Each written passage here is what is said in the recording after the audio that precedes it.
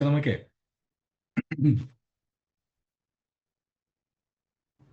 শুনতে জি পাচ্ছেন স্যার, আমাকে? পাচ্ছি। আপনারা সবাই সিআরপিসি বেয়ার একটা আছেন আপনাদের কাছে? সিআরপিসি বেয়ার অ্যাক্ট, জি স্যার, আছে। হ্যাঁ, এটা সবাই খুলে রাখেন, খাতা কলম নিয়ে বসেন। ফোনে থাকলে ফুল স্ক্রিন দিয়ে রাখবেন, ল্যাপটপে থাকলেও ফুল স্ক্রিন দিয়ে রাখবেন।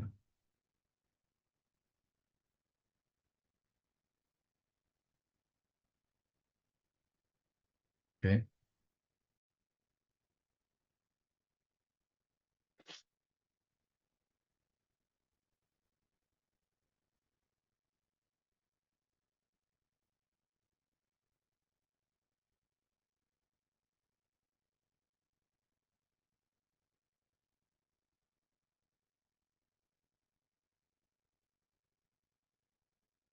আপনারা স্ক্রিন দেখতে পাচ্ছেন? স্ক্রিন দেখা যাচ্ছে?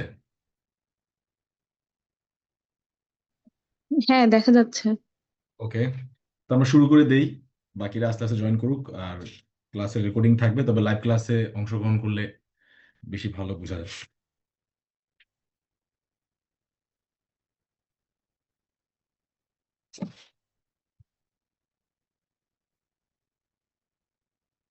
আপনারা সবাই এলএলবি শেষ করেছেন বা অনেকে করছেন, প্রতিযোগিতামূলক পরীক্ষার জন্য প্রস্তুতি নিচ্ছেন।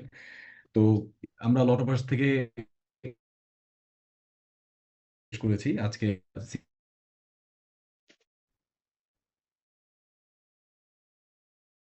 করব, আমার পড়ার স্টাইল একটু ডিফারেন্ট থেকে বোঝা, কারণ আমরা বিশ্বাস থেকে যদি একবার পড়াটা বুঝে এটি উম, মোটামুটি অনেক দিনই, মানে বিষয়টা যেহেতু একদম থেকে রাদার দেন যখন আপনি সিআরবিসি, আমি একাডেমিক ডিসকাশন করব না, কারণ আমাদের এটা হচ্ছে মানে হচ্ছে কি বলবো, প্রফেশনাল পরীক্ষার জন্য আমরা প্রস্তুতি নিব। তারপরেও যতটুকু দরকার একটু আমি আপনাদেরকে বলে যাব, সমস্যা নেই। সিআরবিসি যদি বলা হয়, যেমন আমরা জানি সাবস্টেন্টিভ ল আছে, প্রসিডিউরাল ল আছে। সিআরপিসি কোন ধরনের আইন বলুন তো? প্রসিডিউরাল। প্রসিডিউরাল বা অ্যাডজেক্টিভ ল?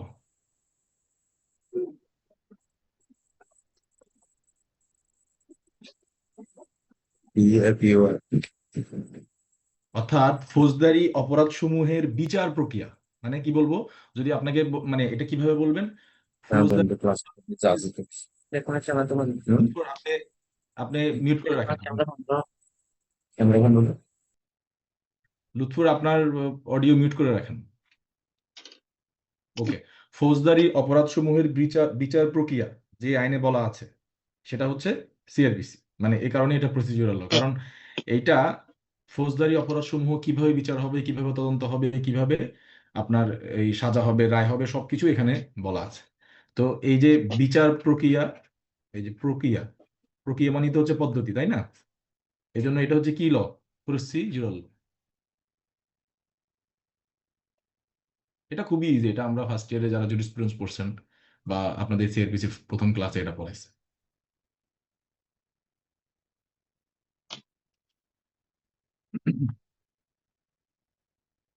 এখন চলেন আমরা হচ্ছে আরেকটু আমরা এখানে একটু দেখে নেই, এটা একটু হালকা একাডেমিক। যেমন এইটা যে মানে সিআরপিসি কে মূলত কনসলিডেট করা হয়েছে, মানে প্রচলিত যে সমস্ত ফৌজদারি অপরাধের বিচার প্রক্রিয়া ছিল সেগুলোকে এক জায়গায় এই কালেক্ট করা হয়েছে, কনসলিডেট, এবং সেগুলোকে মানে আপনার সংশোধন করে তারপরে এই সিআরপিসিটা বানানো হয়েছে। এই জন্য এটাকে কোড বলা হয়, কোডিফাই করা হয়েছে।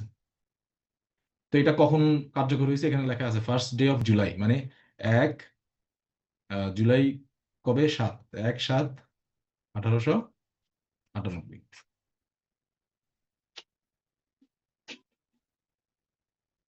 এটি কার্যকর হয়। যদি কেউ বলে যে সিআরপিসি কবে কার্যকর হয় বলুন তো?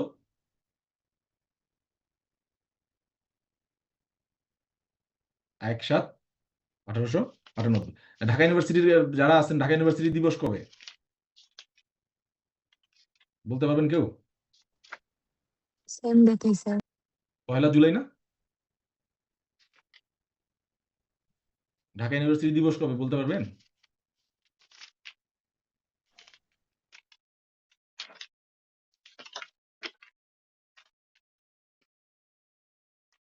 আছে হচ্ছে 565টি, আর তফসিল আছে 5টি। এগুলো আমাদের অত দরকার নেই, আমরা মেন পড়াতে চলে যাই। এই যে ডেফিনিশন ক্লজটা যেটা বলা হচ্ছে, এটা একদম আমি রেড করে দিছি, এখান থেকে অনেক প্রশ্ন আসতে পারে। যেমন ধরেন এই যে এখানে কিছু কিছু সংজ্ঞা আছে যেগুলো হচ্ছে আমরা জেনারেল ক্লজ দেখতে পাবো। তারপরে পাবো হচ্ছে সংবিধানের আর্টিকেল কততে, 152-তে। জেনারেল ক্লজ একটা একটা সেকশন কত, 3। আর সংবিধানের আর্টিকেল 152। আর সিআরপিসির এখানে এবং পেনাল কোডের ডেফিনিশন ক্লজে মোটামুটি আইন আইন রিলেটেড যে সমস্ত ফ্রেজগুলো বা আমরা হচ্ছে মানে কি বলে টার্মগুলো ইউজ করি, সেগুলোর ডেফিনিশন এখানে খুঁজে পাওয়া যায়। যেমন অ্যাডভোকেট শব্দটি এই জেনারেল ক্লজের একটাও আছে, আবার আমাদের কি এখানেও এটার ডেফিনিশন দেওয়া আছে। খুব মজার না যে সিআরপিসিতে অ্যাডভোকেটের ডেফিনিশন দিছে। তো কি বলতেছে যে অ্যাডভোকেট বলতে বোঝাচ্ছে হচ্ছে মিনস অ্যান অ্যাডভোকেট। খুবই ইজি। এই যে কাউকে বলছিল যে আপনার বাড়ি কোথায়, বলছে থানার সামনে, বলছে থানার কোথায়, বলছে বাড়ির সামনে। তারপরে যদি কাউকে বলা হয় যে কপিরাইট কি, বলছে রাইট টু কপি। মানে খুব ইজি টাইপের একটা ডেফিনেশন আর কি। বা কেউ যদি জিজ্ঞেস করে অ্যাডভোকেট কি, বলবেন যে অ্যাডভোকেট মিনস এন অ্যাডভোকেট। তো এরপরে কি, এরপরে অ্যাডভোকেট মিনস এন অ্যাডভোকেট, এরপরে মুখতার।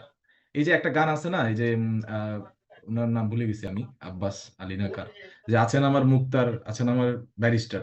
তো আপনারা বলতে পারেন যে এখানে অ্যাডভোকেট কেন বলে নাই, মুক্তা কেন বলছে? কারণ অ্যাডভোকেটদেরকে 1972 সালের আগে মুক্তার নামে চিনতো। কি নামে চিনতো? মুখতার। মুক্তার। তাদেরকে মানে তারা হচ্ছে এই মুক্তার শব্দটি আরবিক, এর এর বাংলা হচ্ছে এজেন্ট। মানে এজেন্ট হিসেবে আপনার অথরাইজড এজেন্ট হিসেবে তারা আপনার পক্ষে আইন আইন হচ্ছে আপনাকে প্রেজেন্ট করতো কোর্টে। তো এটা 72 সালের ওই যে লিগ্যাল অর্ডার হয়েছে না আমাদের, বার কাউন্সিল অর্ডারের মাধ্যমে এটা বাদ চলে গেছে, মুক্তার বাদ। এখন হচ্ছে অ্যাডভোকেট হিসেবে পরিচিত হয়। তো এখানে বলা হচ্ছে যে প্র্যাকটিস করতেছে কোর্টে, খুবই ইজি। মানে এগুলা যদি একাডেমিক বিষয়, যে অ্যাটর্নি জেনারেলের সংজ্ঞা দেওয়া আছে, তারপর বেলেবল অফেন্স চার্জ, এগুলো সংজ্ঞা দেওয়া আছে। কগনিজেবল অফেন্সের সংজ্ঞাতে আমরা একটু চলে যাব, খুব ইজি, জাস্ট মনে রাখবেন কগনিজেবল অফেন্স। আচ্ছা বলেন তো, পুলিশ কখন অ্যারেস্ট করে? কেস করার পরে না কেস করার আগে? দেখি কে বলতে পারবেন। কেস ফাইলের আগে না কেস ফাইলের পরে? কেস ফাইলের পরে। পরে। এই জন্য এটা হয়ে গেল কি কগনিজেবল কেস। বলা হচ্ছে কগনিজেবল অফেন্স হচ্ছে ওই অফেন্স যেখানে কগনিজেবল কেসে পুলিশ কাউকে ওয়ারেন্ট ছাড়া অ্যারেস্ট করতে পারে। তার মানে কগনিজেবল অফেন্স খুব সহজে আমরা জানবো এটা, যেই অপরাধের ক্ষেত্রে পুলিশ ওয়ারেন্ট ছাড়া অ্যারেস্ট করতে পারে তাকে কি বলা হয়? Cognizable offence. ঠিক আছে, এটা লিখছেন আপনারা?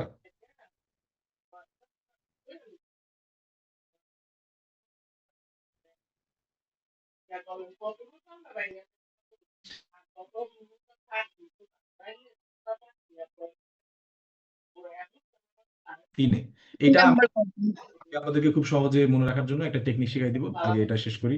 তাহলে লেখেন কগনিজেবল অফেন্স হচ্ছে যেখানে পুলিশ ওয়ারেন্ট ছাড়া অ্যারেস্ট করতে পারে। কগনিজেন্স মানে কি? কগনিজেন্স মানে হচ্ছে নোটিশে নেওয়া। কগনিজেন্স মানে কি? নোটিশে নেওয়া বা আমলে নেওয়া। কি নেওয়া? আমলে নেওয়া বা ধর্তব্যে নেওয়া। ধর্তব্য কি জিনিস? ধর্তব্য খুবই ইজি জিনিস। ধরেন আপনি একটা জায়গায় সিবি দিলেন, তারা আপনাকে কোনো কলই করলো না, তাহলে কি তারা আপনার সিবিটা ধর্তব্যে নিছে? নেয়নি। এটাকে বলা হয় কগনিজেন্স। মানে তারা এটাকে নজরে দেয় নাই, আমলে নেয় নাই, বা এটা তারা ধর্তব্যে ধরে নাই। তো যে ক্ষেত্রে একটা অপরাধ ঘটে এবং সাথে সাথে সেটা আমলে নেওয়া উচিত, এটার প্রতি অ্যাটেনশন দেওয়া উচিত, নোটিশে নেওয়া উচিত, তো এই সমস্ত অফেন্স গুলোকে আমরা বলি কগনিজেবল অফেন্স। তো আরো শেখার জন্য সহজ হচ্ছে, যেহেতু এগুলো নোটিশ দেওয়া উচিত, আমলে নেওয়া উচিত, আমলে নিব কিভাবে? ওই আসামিকে কি করার মাধ্যমে? অ্যারেস্ট করার মাধ্যমে। এই জন্য বলা হয়, মানে এভাবে রিলেট করা যায়। মানে যে অফেন্সের ক্ষেত্রে মানে মামলার পরে আসামিকে উইদাউট ওয়ারেন্ট অ্যারেস্ট করা যায়, সেগুলো হচ্ছে কি কগনিজেবল অফেন্স। এই যেখানে কগনিজেবল কেস বলা আছে। আর হ্যাঁ, এখন প্রশ্ন করতে পারেন যে তাহলে ভাইয়া কেসের মানে আগে কখন পুলিশ অ্যারেস্ট করতে পারে? কে বলতে পারবেন কখন করতে পারে? বলেন তো। যদি মনে হয় যে মানে সন্দেহজনক যদি কোনো কিছু মনে হয় যে লিখে দিছি তো, সেকশন কি? 54 মানে থানায় অভিযোগ করার আগে পুলিশ কি অ্যারেস্ট করতে পারবে? পারবে তো আছে মনে হয় কিছু ক্ষেত্রে পারে। তো সেটা কোথায় বলা আছে? ভাই 149 55 60 আছে। 54 এ আছে। 54 এ অ্যারেস্ট করে হ্যাঁ এনে ভাই 55 আছে 54 আছে 60 আছে, এর অধীনে তো পারবে। হ্যাঁ, তো তাকে অ্যারেস্ট করে এনে পরবর্তীতে যে কোনো একটা মামলাতে কি করে দেওয়া যাবে? তাকে অ্যারেস্ট দেওয়া যাবে।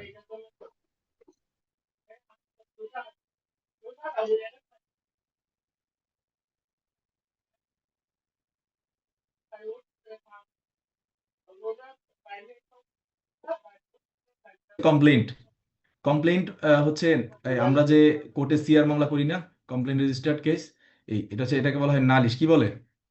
নালিশ। একদম কমপ্লেন্ট থাকে। তো ওটা ওরালিও করা যায়, আবার ম্যাজিস্ট্রেটের সামনে লিখিতভাবে করা যায়। ম্যাজিস্ট্রেট 202 ধারায় তাকে পরীক্ষা করে তখন উনি সেটা আমলে নিবেন, সমন দিবেন বা তদন্ত দিবেন বা হচ্ছে ওয়ারেন্ট দিবেন। তো এখানে আমরা অনেক সময় বলি না যে মামলার মধ্যে আমরা অজ্ঞাতনামা লিখি আসামি হিসেবে। এই যে অজ্ঞাতনামাটা কোথায় পাই? এই যে এখানে আছে যে নোন এবং আননোন ব্যক্তির বিরুদ্ধে কি করা যায়? নোন এবং আননোন ব্যক্তির বিরুদ্ধে আপনি চাইলে মামলা করতে পারবেন। সবসময় যে নোন ব্যক্তির বিরুদ্ধে করবেন বিষয়টা কিন্তু এরকম না। এখানে বলাই আছে যে that some person whether known or unknown has committed an offense, মানে অজ্ঞাতনামা হতে পারে।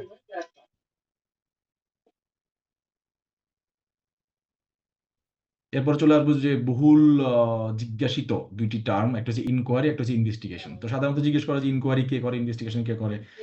আপনারা দেখবেন যে পরীক্ষায় কিছু টিকা আসে আমাদের, ওই টিকাগুলো লেখার সময় এগুলা খুব কাজে দেয়। তো এই ইনকোয়ারি লেখার সময় যে কেতে কোয়ারি, কেতে কে দিয়ে কোয়ারি, এভাবে করে কে দিয়ে দিবেন। যদি মানে আপনি লিখতে পারেন যে এটা হচ্ছে, এটা আমাদের সেকশন কত, সেকশন 4-এর 1-এর কেতে আছে, তাইলে আপনি ফুল মার্কস পাবেন, মানে ভালো মার্কস পাবেন। আর কেটা কেমন মনে রাখবেন? কোয়ারি দিয়ে, ইনকোয়ারি কে, তাহলে এটা হচ্ছে সেকশন 1-এর কেতে আছে ইনকোয়ারি। তো ইনকোয়ারি কে করে? জাস্ট ইনকোয়ারি করে হচ্ছে কোর্ট। এই যে কেমনে বুঝবেন? এই যে কোর্ট, এই যে কোর্ট, ঠিক আছে, রেফ দিয়ে দিলাম, ইনকোয়ারি কোর্ট। তাহলে ইনকোয়ারি কে করে? কোর্ট বা ম্যাজিস্ট্রেট।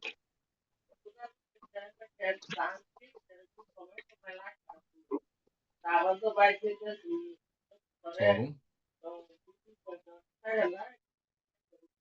কে বলছেন? ইনকোয়ারি কোথায় আছে কেমন মনে রাখবো? কেতে আছে। আর ইনকোয়ারিতে এই যে কো দিয়ে আমরা একটা রেফ দিয়ে টি লাগাই দিলে কি হয়ে যাচ্ছে? কোর্ট। তার মানে ইনকোয়ারি কে করতেছে? ম্যাজিস্ট্রেট অথবা কোর্ট। ইনকোয়ারি কিন্তু পুলিশ ম্যাজিস্ট্রেট বা কোর্ট। পুলিশ করার কোনো সুযোগ নেই। তো ইনভেস্টিগেশন কে করতেছে? ইনভেস্টিগেশন এক্সক্লুসিভলি কে করতেছে? বা পুলিশ করতেছে। ম্যাজিস্ট্রেট করার কোনো সুযোগ নেই। তো ইনভেস্টিগেশন কেমন করে রাখবো? তবে ইনভেস্টিগেশন লেখার সময় এই যে ইনভেস্টিগেশন তালবস্য দিয়ে আপনি এখানে একটা পু দেন, এখানে একটা লি দেন, তাহলে কি হয়ে গেছে? পুলিশ হয়ে গেল না? এভাবে করে মনে রাখবেন, ঠিক আছে? বা POLICE, মানে যে যেভাবে মনে রাখার মতো করে টেকনিক করে মনে রাখবেন। কারণ আমি ব্রেনের উপর বেশি চাপ দিতে চাই না, ব্রেনকে ট্রিক শিখে দিব, সে ওই ট্রিক দিয়ে মনে রাখবে, সারা জীবন মনে থাকবে। এটা, এই ট্রিক্সটা বুঝেন। ধরেন আপনারা যখন উকিল হবেন, ম্যাজিস্ট্রেট হবেন, আপনারা দেখবেন মামলার আসামিদের নাম লেখে হচ্ছে কানা মজিদ, তারপর হচ্ছে গালকাটা রফিক। তো ওই যে ওর যে নাম যে কানা মজিদ, ওর চোখের দিকে তাকাইলে বোঝা যায় যে কানা মজিদ সারা জীবন মনে থাকে। ব্রেনে ওরা আর আলাদা করে রিকগনাইজ করার প্রয়োজন পড়ে না, যে ওরা দেখলেই চেনা যায়। ঠিক তেমনি করে আপনারাও আপনাদের মতো করে ট্রিক্স দিয়ে এগুলো মনে রাখবেন। যেমন এখানে আমি POLICE দিয়ে দিলাম, এই যে আইতে ইনভেস্টিগেশন, আবার আইতে ইনভেস্টিগেশন, কেতে ওই যে ইনকোয়ারি কোয়ারি, ভাবে করে মনে রাখা যায়, কারণ এই দুইটা জিনিস প্রচুর আসে। ওকে, তাহলে এখন আমার সাথে বলেন তো, ইনকোয়ারি কে করতে পারে? কোর্ট অথবা ম্যাজিস্ট্রেট। আর ইনভেস্টিগেশন কে করে? Police officer. ইনভেস্টিগেশন হচ্ছে অল দ্য প্রসিডিংস, সকল প্রসিডিংস, এভরিথিং, সবকিছু, মানে এভিডেন্স কালেক্ট করার জন্য যত ধরনের প্রসিডিংস আছে সবগুলোকে কি বলে? যদি হুট করে ধরেন, এটাকে বলা হয় মেমোরি রিফ্রেশ কোয়েশ্চেন। আপনি ভাইভাতে গেলেন, দরজা খুলে ঢুকলেন, তো স্যারেরা হচ্ছে ধরেন হয়তো বা একটু পানি টানি খাচ্ছে বা একটু ফ্রেশ হচ্ছে, আপনি ওই সময় ঢুকলেন লাঞ্চের পরে, বললো যে ধরেন এখানে আছে হেমায়েত, মিস্টার হেমায়েত, আচ্ছা বলুন তো ইনভেস্টিগেশন কি? এখন তো সে তো ভয় পেয়ে গেল, স্যার তদন্ত। আচ্ছা, মানে সুন্দর করে তো বলতে হবে, বলবো যে স্যার এভিডেন্স কালেক্ট করার জন্য যে সমস্ত প্রক্রিয়া অনুসরণ করা হয় এটাকে কি বলা হয়?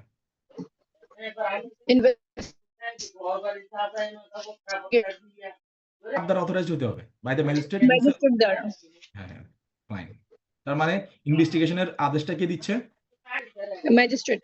ম্যাজিস্ট্রেট দিচ্ছে। Very good. তো জুডিশিয়াল প্রসিডিংস হচ্ছে যেখানে অ্যাকচুয়ালি এভিডেন্স নেওয়া হয়, ঠিক সেম। জুডিশিয়াল প্রসিডিং হচ্ছে যেখানে অ্যাকচুয়ালি এভিডেন্স, এই যে অল অফ করে স্যার এভিডেন্স। ওথের মাধ্যমে, ওথ তো ম্যান্ডেটরি, তাই না? হ্যাঁ। তো এবার চলে আসি নন কগনিজেবল অফেন্স। দেখেন খুব মজা আছে কিন্তু নন কগনিজেবল অফেন্সে, এই যে নন এন দিয়ে নন কগনিজেবল অফেন্স। এগুলা কেন বলতেছি? কারণ মাঝে মধ্যে কি আসে, টিকা আসে না, টিকা। তো টিকাতে যদি কথা আপনি এটা নীল কালি দিয়ে, এই যে এখানে একটা ধরেন নীল কালি দিয়ে সেকশন 2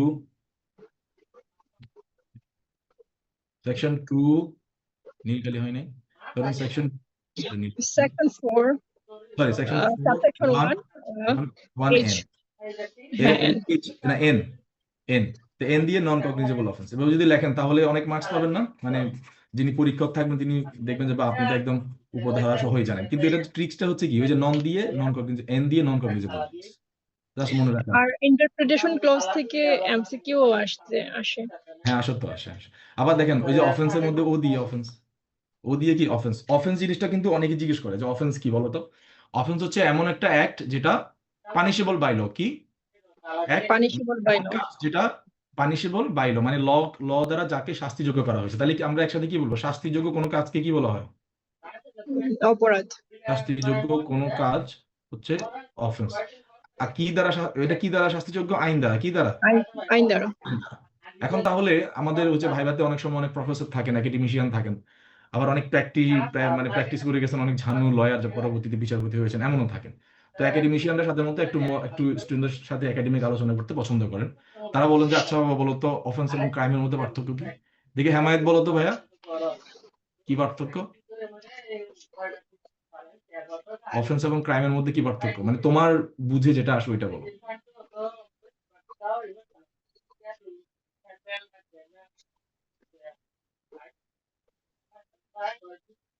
তাহলে আমি একটু বলে দিই, অফেন্স হচ্ছে যেগুলো মানে ধরেন সবগুলোই কিন্তু ক্রাইম, পৃথিবীতে সবকিছুই কিন্তু কি ক্রাইম মানে কি? ক্রাইম হচ্ছে ধরেন এই যে পার্সন এবং প্রপার্টি, খেয়াল করেন আমাদের কিন্তু এই দুইটা ঘিরেই সবকিছু। পার্সন এবং প্রপার্টির যে হার্ম করা হয়, কি করা হয়, মানে যে অ্যাক্টিভিটির মাধ্যমে পার্সন এবং প্রপার্টির হার্ম করা হয় এটাকে কি বলে? এটা কি বলে? ক্রাইম বলে। ক্লিয়ার হয়েছে? মানে সহজে বুঝছেন তো? মানে যে অ্যাক্টিভিটির মাধ্যমে কোনো ব্যক্তি বা প্রপার্টির, এখন বলতে পারেন অ্যানিমেল ওই প্রপার্টির মধ্যে চলে আসছে। তো যদি কোনো পার্সন, আবার মাঝে মধ্যে আমাদের কিছু উচ্চ আদালত আবার লিগ্যাল পার্সোনালিটি দিয়ে দেয়, যেমন নদীকে লিগ্যাল পার্সন বানাই দিল, সে আবার পার্সনের মধ্যে পড়ে যাবে, তাকে হত্যা করা যায়, তখন আপনি দেখেন 302 ধারা মামলা খাবেন। যদিও এটা এখনো হয় নাই, বাট এটা হতে পারে। আমাদের উচ্চ আদালতে অনেকগুলো পরিবেশ আইনের এরকম মামলা আছে, নদীকে বলা হচ্ছে যে লিগ্যাল পার্সন। সো আপনি যদি নদীকে চোখ করে ফেলেন বা হচ্ছে নদীকে মানে শুকায় মেরে ফেলেন, সেক্ষেত্রে আপনি নদী হত্যার জন্য দায়ী হতে পারেন। যদিও এরকম কি বলে জুরিসপ্রুডেন্স এখনো মানে কোনো রায় আমরা পাই নাই, বাট এটা হওয়া উচিত। তো সেগুলোকে সোফার these are not included in legal person, আমরা এগুলোকে প্রপার্টি হিসেবে ধরবো। তো বলা হচ্ছে এমন অ্যাক্ট যেগুলো যে অ্যাক্টের মাধ্যমে কোনো পার্সন অথবা কোনো প্রপার্টি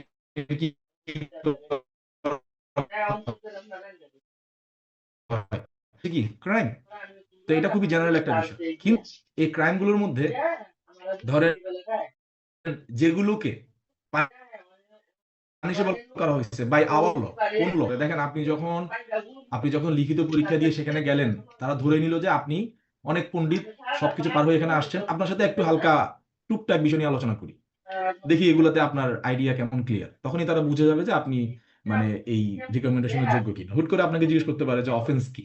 আপনি যদি বলেন অফেন্স হচ্ছে এমন কোনো অ্যাক্ট যেটা আমাদের আইন দ্বারা শাস্তিযোগ্য করা হয়েছে, আর উনি হয়তো এটাতে খুশি হলে, আবার উনি আপনার প্রতি ইমপ্রেসড হলো, উনি আরো জানতে চাইলো আচ্ছা তাহলে বলুন তো ক্রাইম এবং অফেন্সের মধ্যে পার্থক্য কি? তখন আপনি বলবেন স্যার ক্রাইমের কোনো ডেফিনিশন তো আমাদের সিআরপিসিতে দেয় নাই, কোনো ডেফিনিশন সিআরপিসিতে নাই। ক্রাইম বলতে স্যার একটা ব্রডার অ্যাসপেক্টে বোঝায় যে কাজের মাধ্যমে কোনো ব্যক্তি বা বস্তুর ক্ষতি সাধন করা হয়, বা এটা কোনো সিরিয়াস একটা ব্যাপারে বোঝায়, যেমন মার্ডার করছে ক্রাইম, হ্যাঁ, রেপ করছে ক্রাইম। আর অফেন্স হচ্ছে পিটি বিষয় থেকে শুরু করে উপরের সবকিছুই বোঝায়।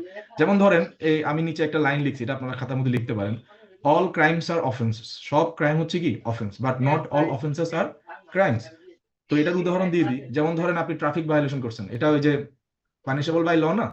আপনি ট্রাফিক রুল ভায়োলেট করলে আপনাকে 3000 টাকা জরিমানা করলো, তো এটা কি ক্রাইম হইলো? এটা অফেন্স হয়ে গেল। এটা অফেন্স হয়ে গেল। এটাই স্যার, এটা এর মতো হয়ে গেল না সিন আর অফেন্সের মধ্যে, যে সব অফেন্সই সিন কিন্তু সব সিন অফেন্স না। হ্যাঁ সেটাই, যেটাকে পানিশেবল করা হয়েছে ওইটাই হচ্ছে অফেন্সের মধ্যে আসবে। ধরেন অনেক কিছুই তো আমরা সিন করি, নামাজ না পড়া সিন, কিন্তু নামাজ না পড়লে সৌদি আরবে কিন্তু হ্যাঁ অফেন্স হয় না। হ্যাঁ সেটাই। ওকে এই গুড। টার্মটা উল্টা হবে এগুলা না? হ্যাঁ মানে এই টার্মটা উল্টা হবে না? All offence are crime but all crimes are not offence. কারণ সব ক্রাইমস তো পানিশেবল নাও হইতে পারে। বুঝি না, আবার বলো। মানে এই যে all crimes are offense but all offense are not crimes, এটাই লেখা না এখানে নাকি? হ্যাঁ, এই যে all crimes are offences, not all তাহলে অফেন্সেস সব crimes তো না না স্যার, এটা পানিশেবল হ্যাঁ নাও একটু হতে পারে, তাহলে সেটা উল্টো হয় যে অফেন্স হবে না। এই যে লিখলাম না, অল ক্রাইমস আর অফেন্সেস, সকল ক্রাইমই অফেন্স, মানে অফেন্সের মধ্যে পড়ে আর কি। ভাই না না ওইটা বলিনি, যে মানে এতক্ষণ তো বুঝলাম যে যে ক্রাইম গুলো শুধু পানিশেবল ওইগুলো হচ্ছে অফেন্স। হুম। হ্যাঁ, তার মানে কিছু ক্রাইম তো থাকে যেগুলো পানিশেবল না, মানে অফেন্স না। ভাই অল একটু অফেন্স। একজনের কথা বলেন। আচ্ছা, অল ক্রাইমস আর অফেন্স, এইটা উল্টা হবে না যে all offence are crime? Sir আপনার লেখাটা নিয়ে বলা হচ্ছে, আপনি বলেছেন ঠিক আছে আমাদের কনসেপ্ট ক্লিয়ার, কিন্তু লেখাটাই হ্যাঁ বলা মানে ওইটাই মানে আমার কনসেপ্ট ক্লিয়ার, ওইটা নিয়ে কথা বলছি। এটা ঠিক আছে, আমি এটা আবার অন্য একটা কনসেপ্টে লিখছি, ওই যে উপরে দিয়ে দিছি। না ধরেন না নট মানে অল এটা অফেন্সেস, বুঝার সমস্যা হচ্ছে না, মানে আমি এটাই বলছি যে এটা কি উল্টা হবে না, যে all offence are crimes, not all crimes are offence. হ্যাঁ লিখতে পারেন, আবার এভাবেও লেখা যায়, যেমন not all offences are crime. এটা কেন বলতেছি, কারণ আপনি যে ট্রাফিক ভায়োলেশন করলেন, আমি এটাই যে এখান থেকে নিয়ে আসছি, ট্রাফিক ভায়োলেশন করছেন, এটা হচ্ছে অফেন্স, কিন্তু এটা কি ক্রাইম? আচ্ছা আচ্ছা, এটা ক্রাইমের মধ্যে বলবেন না। হ্যাঁ এইভাবে বলছি। হ্যাঁ, মানে আপনারা এটার জন্য কি ক্রিমিনাল বলবে, যে ইউ আর এ ক্রিমিনাল? না না না। বলবো না, এটাই। ওকে, এবার আসেন পাবলিক প্রসিকিউটর, পিপি। আমরা হরহামের শুনে থাকি পিপি। পিপি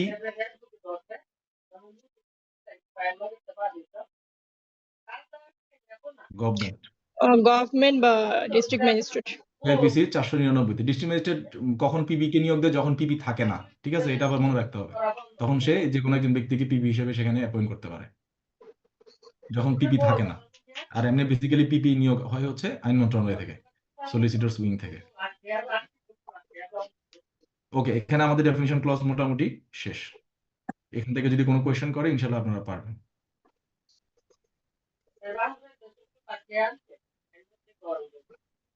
ওকে, এবার সেকশন 5 খুব ইম্পর্টেন্ট, বলা হচ্ছে all offences under the penal code. Penal কোডে মানে যত ধরনের অপরাধের কথা বলা হয়েছে সেগুলো ইনভেস্টিগেশন, ইনকোয়ারি এবং ট্রায়াল, তার মানে কি তদন্ত এবং অনুসন্ধান এবং কি বিচার, সবকিছু এই কি অনুযায়ী হবে, এই কোড অনুযায়ী হবে। কি অনুযায়ী হবে? CRPC অনুযায়ী হবে। মানে তাহলে সিআরপিসির লগে পেনাল কোডকে একদম মানে কি করে দিল, কানেক্টেড করে দিল। ওকে, এবার what about other offences stated in other laws, right? ধরেন পেনাল কোডে কি সব ধরনের অফেন্সের কথা বলা আছে? বলা তো নাই। না। যেমন সাইবার অফেন্সের কথা বলা নাই, মানব পাচারের কথা বলা নাই, হ্যাঁ, বা অ্যাসিড মারার কথা বলা নাই। তো ওই ধরনের অপরাধগুলো যে লতে বলা আছে, সেই মানে অপরাধগুলো বা সেই অপরাধগুলোর বিচার কোন আইনে হবে, মানে কোন পদ্ধতি অনুসরণ করা হবে। তো সেখানে বলা হচ্ছে খুবই ইজি, যে সেগুলো ইনভেস্টিগেশন, ইনকোয়ারি এবং ট্রায়াল কি অনুযায়ী হবে, এই সিআরপিসি অনুযায়ী হবে। কি অনুযায়ী হবে খেয়াল করেন, কিন্তু কি অনুযায়ী হবে, সিআরপিসি অনুযায়ী হবে। যদি না সেই আইনে কোনো এনেক্টমেন্ট মানে সেই আইনে বলা থাকে যে কিভাবে হবে। বুঝা গেছে? এটা ধরতে পারছেন? এটা কি আবার বলবো? জি জি এটা আবার বলবো? জি তাইলে আমি Yes, sir. সহজে বলে দিই, পেনাল কোড সহ সব ধরনের অপরাধ কি অনুযায়ী হবে, কথা সিআরপিসি অনুযায়ী হবে। পেনাল কোডটা তো একদম আলাদাভাবে বলেই দিচ্ছে। তাহলে হোয়াট অ্যাবাউট আদার অফেন্সেস, সেগুলো কি অনুযায়ী হবে? কিভাবে অ্যান্সার করবেন? সেগুলো সিআরপিসি অনুযায়ী হবে, যতক্ষণ পর্যন্ত না সেই লতে এই ইনকোয়ারি, ইনভেস্টিগেশন এবং ট্রায়ালের কথা বলা আছে। অর্থাৎ যদি সেই লগুলোতে ইনকোয়ারি, ইনভেস্টিগেশন এবং ট্রায়ালের কথা বলা থাকে, তাহলে কি সিআরপিসি অনুযায়ী হবে নাকি সেই আইন অনুযায়ী হবে? তাহলে সেই আইন অনুযায়ী হবে, আর যদি বলা না থাকে তাহলে সিআরপিসি অনুযায়ী হবে। ক্লিয়ার? বুঝতে পারছেন সবাই? জি স্যার। ওকে,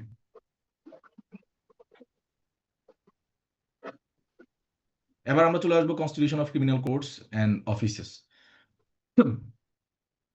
এখানে আসেন, দেখেন ক্লাসেস অফ ক্রিমিনাল কোর্টস, মানে ফৌজদারি আদালতের প্রকার। আমাদের পরীক্ষাতে কিন্তু এরকম আসছিল। আচ্ছা, এখন তাহলে একটা উদাহরণ দিই, যেমন একটা উদাহরণ দেওয়া লাগবে না, উদাহরণ তো মনে হয় দিয়ে দিচ্ছি। যেমন এখানে বলতে পারেন যে ভাইয়া তাহলে এমন কয়টা আইনের নাম বলেন তো যেখানে সিআরপিসির পাশাপাশি সিআরপিসিও চলে, আবার তাদের নিজস্ব কিছু রুলসও চলে। যেমন হচ্ছে এন্টি কারাপশন কমিশন অ্যাক্ট, ঠিক আছে, এসসিসি 2004। এন্টি কারাপশন দুর্নীতি দমন কমিশন আইন যেটা আছে, ওখানে কিন্তু ক্রিমিনাল ল অ্যামেন্ডমেন্ট অ্যাক্ট 1958 অনুযায়ী স্পেশাল জাজ বিচার করেন, এবং এটার ইনকোয়ারি, ইনভেস্টিগেশন, ট্রায়ালের কথা ওই আইন অনুযায়ী হয়। তাইলে মানে বিষয়টা খুবই সিম্পল। ধরেন সিআরপিসি তে সরি, মানে ওই পার্টিকুলার লতে যা বলা থাকবে সে অনুযায়ী কি হবে, ইনভেস্টিগেশন, ইনকোয়ারি এবং ট্রায়াল হবে। যদি না বলা থাকে তাহলে কি অনুযায়ী হবে? তাহলে কি অনুযায়ী তাহলে হবে? সিআরপিসি অনুযায়ী হবে। তাহলে সিআরপিসি অনুযায়ী হবে। ওকে, তাহলে আমি একজনকে জিজ্ঞেস করি। হেমায়েত আছো? হেমায়েত, হেমায়েত,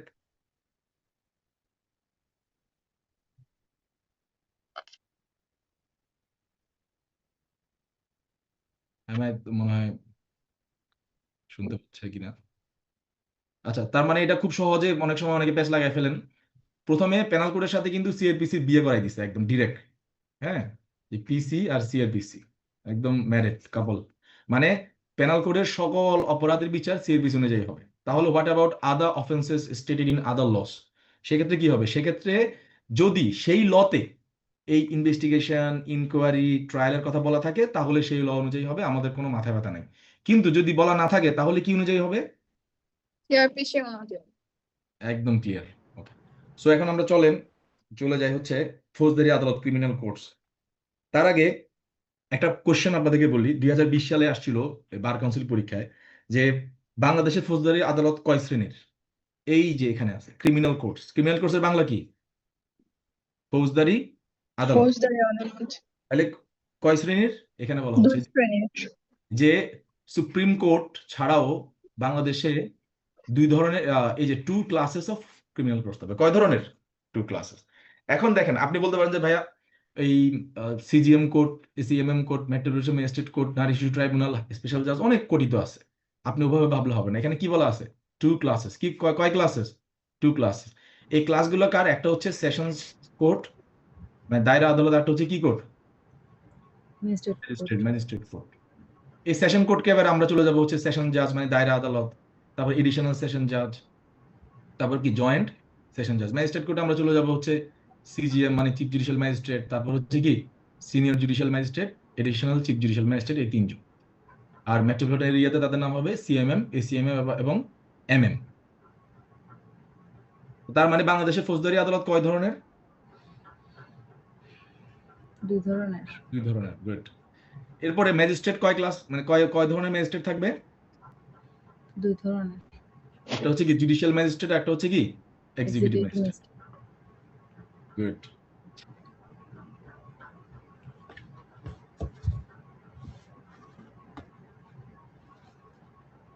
আবার জুডিশিয়াল ম্যাজিস্ট্রেট কয় প্রকার হবে? 4 প্রকার। 4 প্রকার।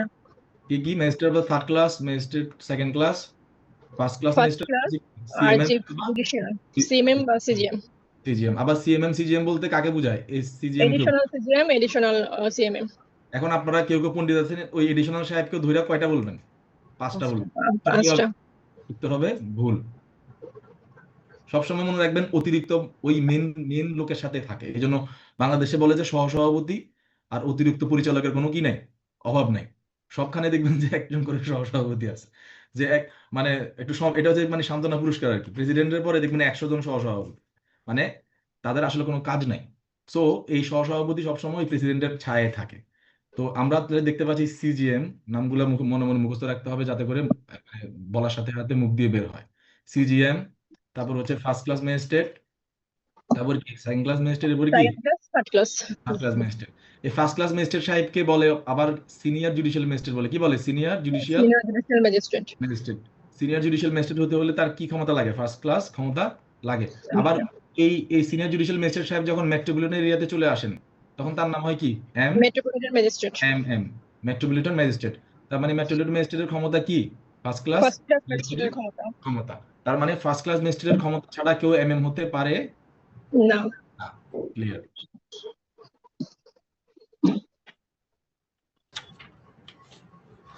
এখানে দেখেন ডিভিশনের কথা বলা হয়েছে, বলা হচ্ছে বাংলাদেশের পুরো বাংলাদেশকে কিছু সেশনস ডিভিশনে ভাগ করা হবে।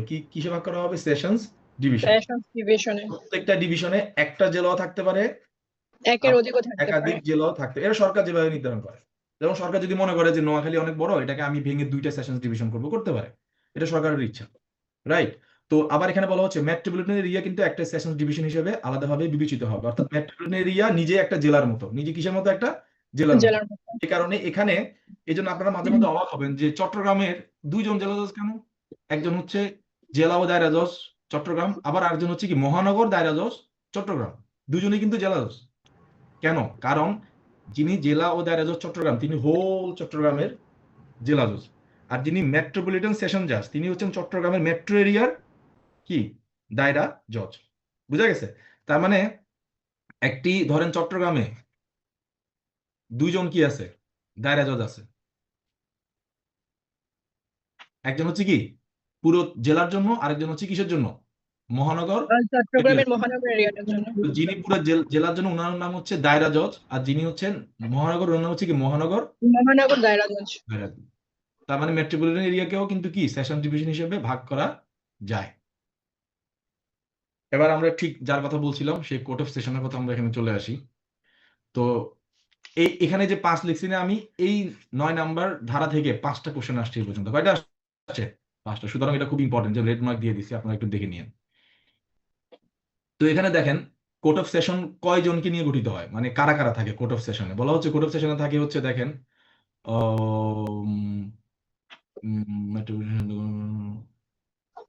the government shall establish a court of session for every session division, মানে কোর্ট অফ সেশন প্রত্যেক সেশন ডিভিশনের জন্য একটা করে কোর্ট অফ সেশন থাকবে, আর মেট্রোপলিটন এরিয়াতে মেট্রোপলিটন কোর্ট অফ সেশন থাকবে। সেটা বোঝা গেল, বুঝলাম। আর তারা হবেন বাংলাদেশ জুডিশিয়াল সার্ভিস থেকে আসবেন। আর এখানে বলা হচ্ছে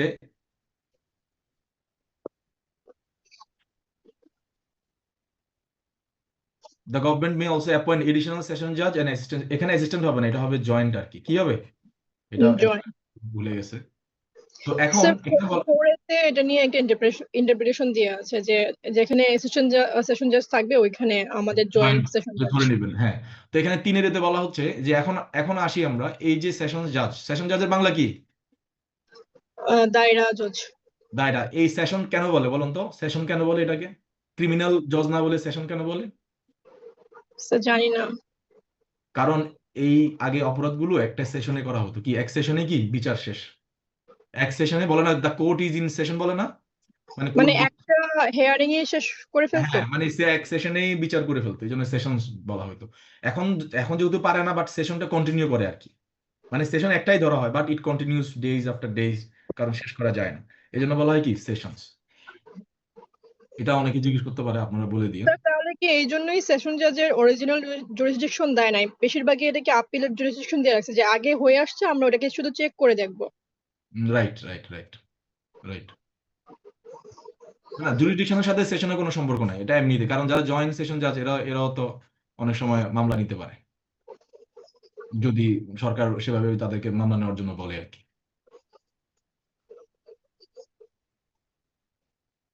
এরপর দেখেন the members of the Bangladesh Judicial Service shall be appointed as session judge, additional session judge and joint session judge। এই যে এখানে আমরা পাইছি যে দায়রা জজ, অতিরিক্ত দায়রা জজ এবং হচ্ছে কি যুগ্ম দায়রা জজ কি হিসাবে আসবে? প্রেসিডেন্ট রুল মেক করবে কি আন্ডার আর্টিকেল 133। তার মানে আমরা এখানে সংবিধানে একটু চলে যাই। সংবিধানের 115 অনুযায়ী তাদের কি হয়? নিয়োগ হয়। কি হয়? নিয়োগ হয়। আর 133 আর্টিকেল 133 অনুযায়ী কি হয়? প্রেসিডেন্ট রুল মেক করে। প্রেসিডেন্ট রুল মেক করে।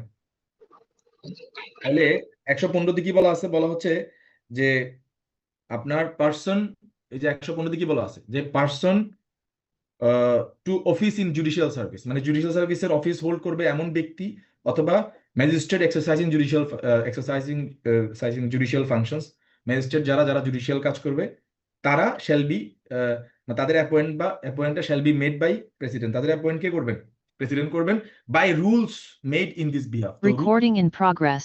তাহলে রুলসটা কোথায় বলা আছে? রুলসের কথা 133 133। তে। তাহলে এটা মনে রাখবেন নিয়োগ হয় কোথায়? কত 115 115। সেখানে বলা আছে নিয়োগটা হবে রুল অনুযায়ী। কি অনুযায়ী হবে? রোল অনুযায়ী 115তে রুলের কথা বলা আছে। কিসের কথা বলা আছে? রুলের। যে নিয়োগটা হবে রোল অ্যাকর্ডিং আর সেই রুলটা কোথায়? 133। 133 এটা আগে পরে করবেন না কিন্তু। তাহলে আবার বলেন নিয়োগ হয় কততে? 115 সেখানে ওই রুলের কথা বলা আছে, যে রুল অনুযায়ী নিয়োগ হবে। সেই রুলের কথা কোথায় বলা আছে? 133 নিয়োগ দেন কে? প্রেসিডেন্ট রুল বানান কে? President president. Very good. আর তারা ভাই এখানে in consultation with the supreme court আছে না, মানে এইটু অংশটু জিয়া রহমান করছে না পঞ্চম সংশোধনীতে, তো এটা কি মানে এখন না আপনার নেসেসারি না, না হ্যাঁ, অ্যাডভাইসারি? এটা নিতেই হবে। এটা মানে এটা সুপ্রিম কোর্টের গেজেটটা গেজেটটা পাস কখন হয়? যখন সুপ্রিম কোর্ট এটাকে কি করে, কনফার্ম করে আর কি। ধরো আইন মন্ত্রণালয় এগুলো রেডি করে কোথায় পাঠায়? সুপ্রিম কোর্টে পাঠায়। তখন সুপ্রিম কোর্টে একটা ফুল কোর্ট মিটিং হয়। মিটিং হওয়ার পরে ওনারা এটাকে অনুমোদন করলে দেন আইন মন্ত্রণালয় থেকে কি হয়, গেজেট পাবলিশ হয়। বুঝা গেছে?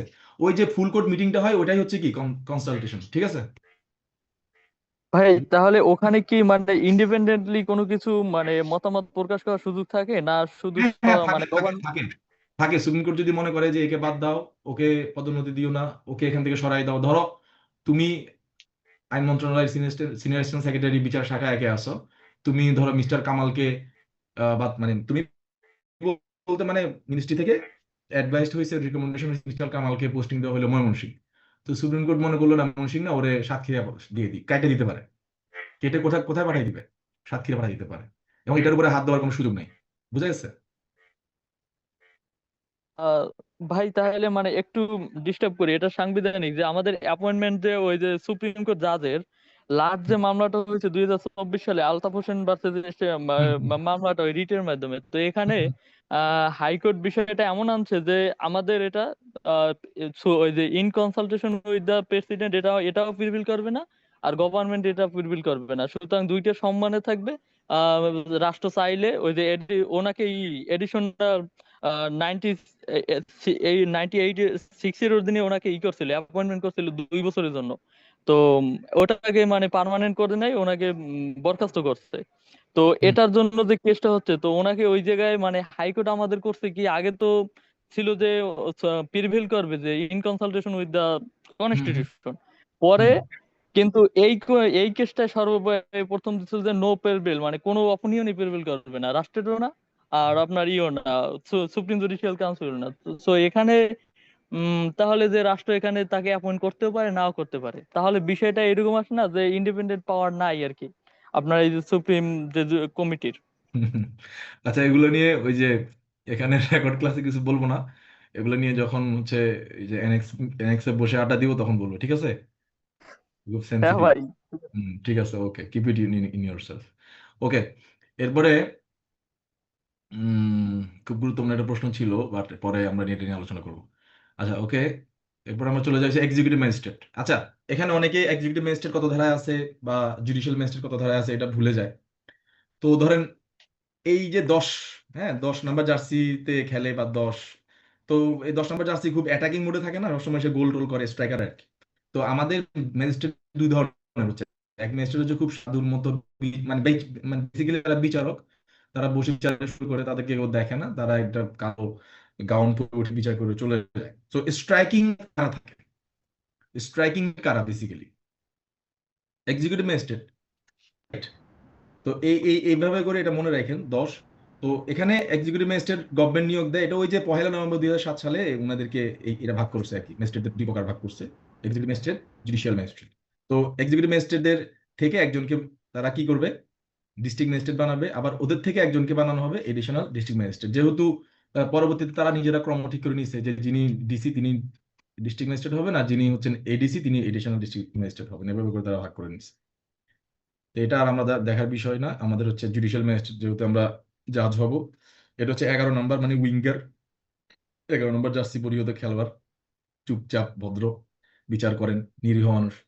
তো দেখেন, in every district outside A metropolitan area the chief judicial magistrate, এই যে আসছে সিজিএম, কি সিজি না সিজেএম, অনেকে সিজি বলে, সিজেএম, এই CJM এবং আদার JM shall be appointed from persons employed in Bangladesh judicial service. মানে আপনারা যদি জুডিশিয়াল সার্ভিসের মেম্বার হন, আপনারাই শুরুতে সিভিল জাজ হিসেবে জয়েন করবেন, পরবর্তীতে আপনারা কি হবেন, জুডিশিয়াল ম্যাজিস্ট্রেট হবেন, এডিশনাল চিফ জুডিশিয়াল ম্যাজিস্ট্রেট হবেন এবং হচ্ছে চিফ জুডিশিয়াল ম্যাজিস্ট্রেট হবেন। ওই যে রুলস যেটা বানাইছে 133 আন্ডারে,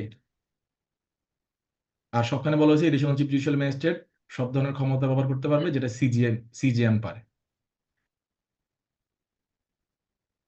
এবার আসি স্পেশাল ম্যাজিস্ট্রেট। ইদানিং ঢাকা শহরে যে আপনারা দেখলেন যে সব কি বলে স্পেশাল ম্যাজিস্ট্রেটরা আপনারা দেখছেন হচ্ছে ইন্টারিমের সময়, এই যে আর্মির যে কমিশন প্রাপ্ত অফিসারদেরকে দিয়ে দিল না, মনে আছে আপনাদের? কিছুদিন পরে পরে গ্যাজেট হইতো যে আর্মির ক্যাপ্টেন থেকে শুরু করে মেজর থেকে শুরু করে সবাইকে কি বানিয়ে দেওয়া হয়েছিল, স্পেশাল ম্যাজিস্ট্রেট। এই স্পেশাল ম্যাজিস্ট্রেট জিনিসটা কি? এটা হচ্ছে, এটা গভর্নমেন্ট চাইলে এনি পার্সনকে দিতে পারে। কাকে দিতে পারে? Any person. 100%। সে কি করবে? এক্সিকিউটিভ ম্যাজিস্ট্রেট যে সমস্ত ক্ষমতা ব্যবহার করতে পারে, এক্সারসাইজ করে, সেগুলো সে ব্যবহার করবে। কি বলা হয়েছে? যে any person all or any of sorry the government মে কনফার আপন এনি পার্সন অল, সবগুলো অথবা এনি অফ দ্য পাওয়ার্স, মানে যে কোনো একটা power conferred or conferable on an executive magistrate, মানে একজন নির্বাহী ম্যাজিস্ট্রেটের যে সমস্ত ক্ষমতা ব্যবহার করতে পারে, সেই সমস্ত ক্ষমতাগুলো ব্যবহার করার জন্য গভর্নমেন্ট কোনো ব্যক্তিকে কি করতে এম্পাওয়ার করতে ব্যবহার পারে করতে পারে, তাকে কি বলা হচ্ছে? স্পেশাল। Executive magistrate. তো এবার না না, স্পেশাল ম্যাজিস্ট্রেট, এক্সিকিউটিভ না, স্পেশাল ম্যাজিস্ট্রেট।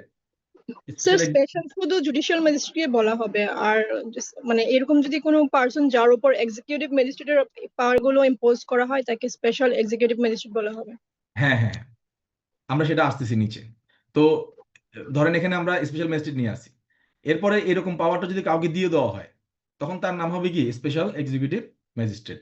এই যে, তো এই স্পেশাল ম্যাজিস্ট্রেটের এই ক্ষমতাটা একজন এএসপি কেও দেওয়া যাবে। কাকে দেওয়া যাবে? এসপি। পুলিশকেও দেওয়া যাবে। তবে তিনি কিন্তু এই পাওয়ার পেয়ে শুধুমাত্র যে আইন শৃঙ্খলা রক্ষা করা বা শান্তি বিনষ্ট না হয় এমন কোনো কাজ বা অপরাধ দমন কাজে তিনি সহায়তা করবেন, এবং তিনি কিন্তু বিচার করতে পারবেন না। এই বিষয়গুলো তার কার কাছে নিয়ে আসতে হবে? বিফোর ম্যাজিস্ট্রেট কাছে নিয়ে আসতে হবে। এটা কার জন্য? এএসপির জন্য। কার জন্য? পুলিশের জন্য। এসপির জন্য। মানে আপনারা মনে করতে পারেন যে পুলিশকে স্পেশাল ম্যাজিস্ট্রেট বানিয়ে দেওয়া হলো, সে কি এখন তাহলে বিচার করতে পারবে? না, সে ওই পাওয়ার দিয়ে কি করবে? ওই পাওয়ার দিয়ে হচ্ছে শান্তি বজায় রাখবে এবং হচ্ছে ক্রাইম প্রিভেন্ট করবে বা কাউকে অ্যারেস্ট করবে, করে কোথায় নিয়ে আসবে? In order to bring the offender before the magistrate. এবারে দুই আমরা বলতেছি, যেটা একটু আগে নিশি বলে দিল, সেটা হচ্ছে এই ধরনের ক্ষমতা যাদেরকে দেওয়া হয় তাদেরকে কি বলা হয়? Special executive magistrate. তাহলে স্পেশাল এক্সিকিউটিভ ম্যাজিস্ট্রেট নিয়োগ হয় কোন ইয়াতে? 12 10 বা 12 রেখে। 12 রেখে। ওকে, এবার আমরা চলে যাই হচ্ছে স্যার 3 হচ্ছে স্পেশাল ম্যাজিস্ট্রেট। জুডিশিয়াল ম্যাজিস্ট্রেটের উপর যদি স্পেশাল পাওয়ার ইম্পোজ করা হয় তাহলে তাদেরকে স্পেশাল ম্যাজিস্ট্রেট হবে। রাইট। তাহলে যদি কোনো জুডিশিয়াল ম্যাজিস্ট্রেটকে এই স্পেশাল ক্ষমতা দেওয়া হয় তাহলে তার নাম হবে স্পেশাল ম্যাজিস্ট্রেট। আর যদি সেটা যদি অন্য কোনো কারণ, মানে জুডিশিয়াল ম্যাজিস্ট্রেট ছাড়া অন্য কারোর উপর দেওয়া হয়, তখন তিনি হবে কি? Special executive magistrate. এটা মেট্রোপলিটন ম্যাজিস্ট্রেটকেও দেওয়া যায়। স্পেশাল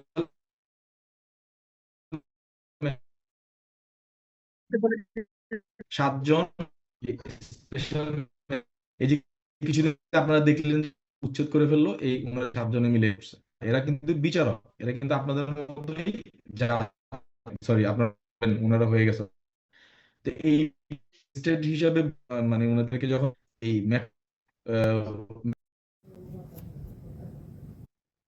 ভাই আইনটার ভিতরে মানে এটা আমি ঠিক মতো বুঝলাম না যে আপনার এক্সিকিউটিভ ম্যাজিস্ট্রেটকে যখন মানে এক্সিকিউটিভ কোনো পার্সনকে যখন এক্সিকিউটিভ ম্যাজিস্ট্রেট হিসেবে নিয়োগ করা হবে তাকে স্পেশাল ম্যাজিস্ট্রেট বলা হয়। সেটা ধরেন যে কোনো পার্সন হতে পারে। কিন্তু 4 নম্বরে আপনার বা 3 নম্বরে এটা হ্যাঁ 3 নম্বরে যে আছে যে কোনো মানে এক্সিকিউটিভ ম্যাজিস্ট্রেটকে আপনার জুডিশিয়াল ম্যাজিস্ট্রেট মানে অ্যাপয়েন্ট করতে পারবে হিসেবে। তো এখানে অন্য কোনো পার্সন কি পারবে না ভাই? এরকম মানে বিষয়টা আছে। ভাইয়া ব্যাপারটা স্যার আমি বলি। হ্যাঁ হ্যাঁ বলেন। 12-3 যেটা বলা হয়েছে যে একজন জুডিশিয়াল ম্যাজিস্ট্রেট তাকে যদি স্পেশাল, এখানে যে পাওয়ার গুলো, তাকে কিছু স্পেশাল পাওয়ার দেওয়া হবে যে আপনাকে আমি এই পাওয়ার গুলো আপনার উপর ইম্পোজ করলাম। এগুলো হচ্ছে ও জুডিশিয়াল ম্যাজিস্ট্রেট নাম্বার নাম্বার গুলো পাওয়ারের কথা বলা আছে যে সে এগুলো অ্যাক্সেস করতে পারবে। অন্য কোনো পাওয়ার অ্যাক্সেস করার জন্য ওখানে এটা স্পেশালি এম্পাওয়ার করা হয়েছে হবে স্পেশাল ম্যাজিস্ট্রেট। স্পেশাল হ্যাঁ, মানে স্পেশাল মেট্রোপলিটন ম্যাজিস্ট্রেটও ওই যে থেকে হচ্ছে, কারণ তাদের বস কে ডিস্ট্রিক্ট ম্যাজিস্ট্রেট না, চিফ মেট্রোপলিটন ম্যাজিস্ট্রেট। আর সকল সেশন জাজ, মেট্রোপলিটন ম্যাজিস্ট্রেট সবাই ইনক্লুডিং সিএমএম, মানে এই যে দেখেন সেশনস জাজ মানে কে এডিশনাল সেশন জাজ, জয়েন্ট সেশন জাজ এবং সেশন জাজ যারা আছে তারা মেট্রোপলিটন, তারপর সিএমএম এবং সকল ম্যাজিস্ট্রেট কার আন্ডারে থাকবে? মেট্রোপলিটন সেশন জাজের আন্ডারে থাকবে। মানে সকল জুডিশিয়াল ম্যাজিস্ট্রেট এবং মানে সকল জিএম এবং সিজিএম থাকবে সেশনস জাজের আন্ডারে, মানে দায়রা জাজ জেলাতে যিনি আছেন। আর সকল সিএমএম এবং এমএম তারা থাকবেন কার আন্ডারে? সেশনস মেট্রোপলিটন সেশনস জাজ ওনার আন্ডারে। এটা বোঝা গেছে? এটা বুঝতে পারছেন? হ্যাঁ ভাই। ইজি।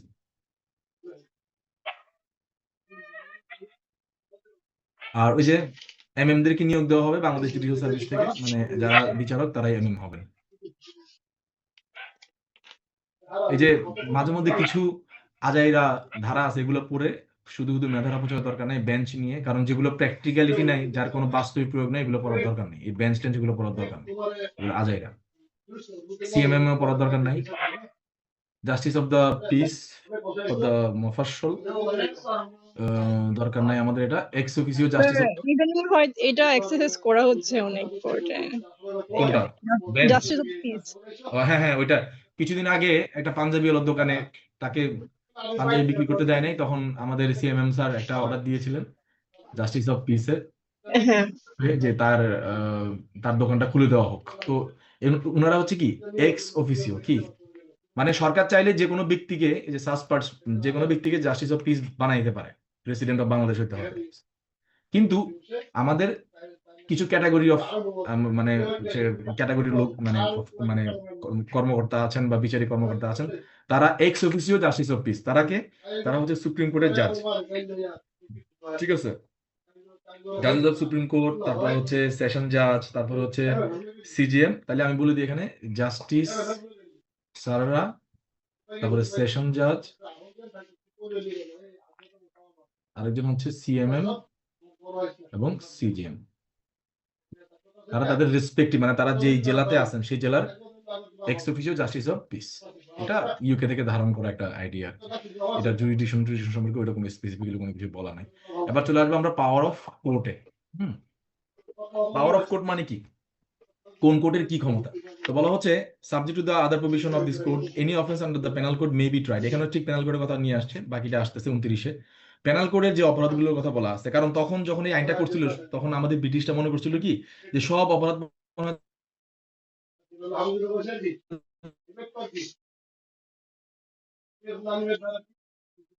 আইন, তারপর সাইবার সুরক্ষা আইন, মানব পাচার আইন, অনেক আইন আমরা করেছি, মানি লন্ডারিং আইন, অ্যান্টি কারাপশন কমিশন আইন, প্রিভেনশন অফ কারাপশন, এগুলো করেছি। তো বলা হচ্ছে সকল বিচারকে করবে, হাইকোর্ট ডিভিশন করবে এবং কি কোর্ট অফ সেশন করবে। আর বাকিটা হচ্ছে কি বাই আদার কোর্ট। বাই কি আদার কোর্ট, মানে আদার বলতে কোর্ট বলতে কি আদার ম্যাজিস্ট্রেট কোর্ট। হ্যাঁ, কোথায় বলা আছে সেটা 8 কলাম অফ সেকেন্ড শিডিউল। আপনারা কি এটা সিআরপিসির এই শিডিউলটা মনে আছে? জি স্যার।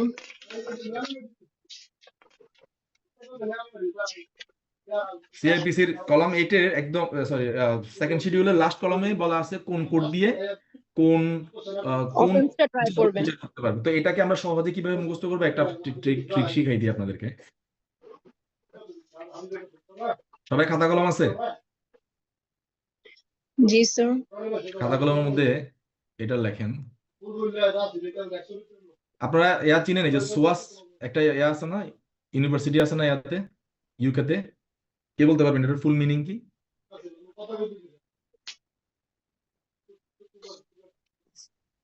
কি একটা আছে মানে society of school of African studies বা এটা কিছু একটা আছে। সোয়াস, এটা হচ্ছে বিসি পিসি, এটা একটু খাতার মধ্যে লেখা। ভাই সোয়াস থেকে মনে হয় এই আমাদের কমনওয়েলথ বৃত্তিগুলো আগে দেওয়া হতো, স্কলারশিপ গুলা। হ্যাঁ হ্যাঁ এই হ্যাঁ, এখন তুমি খালি সোয়াসটা মনে রাখো, বৃত্তি পরে এটা লেখো খাতার মধ্যে, সোয়াস বিসি পিসি এটা লেখো। এটা দিয়ে অনেক মানে এটা দিয়ে মিনিমাম 5টা কোশ্চেনের উত্তর এটার মধ্যে চলে আসবে। এটা লিখা আমাকে কয়েকজন মুখে মুখে বলো, দেখি মনে থাকে কিনা। সোয়াস বিসি পিসি, ঠিক আছে, কাইন্ড অফ এটা রাইমের মতো শোনায়, মুখস্থ করতে সহজ। সোয়াস দিয়ে ওই ইউনিভার্সিটির নামটা মনে রাখবা, আর পিসি পিসি। 1 2 3 4 5 6 7 কি 8। এবার আমি এগুলার অ্যাব্রিভিয়েশনে চলে যাচ্ছি। এটা হচ্ছে আমাদের সিআরপিসির সেকেন্ড শিডিউল। কত শিডিউল? আর এগুলো হচ্ছে কলাম। হ্যাঁ, 1 2 3 4 5 6। এবার কলামগুলো আমি লিখতেছি। এটাতে কি সেকশন, এটাতে কি, সবাই খাতার মধ্যে লেখো সেকশন। 2 হচ্ছে কি অফেন্স।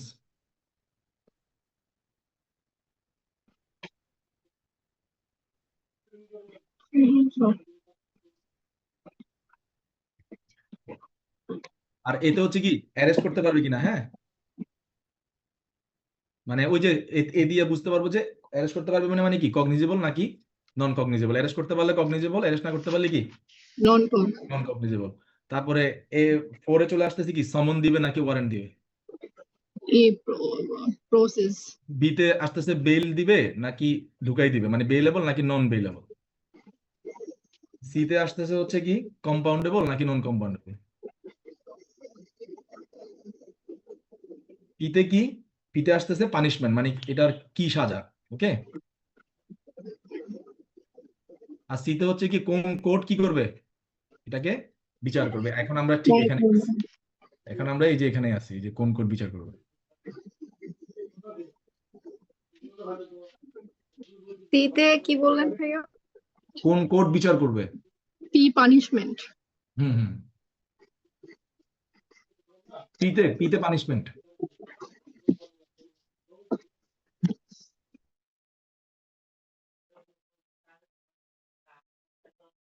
এখন আমার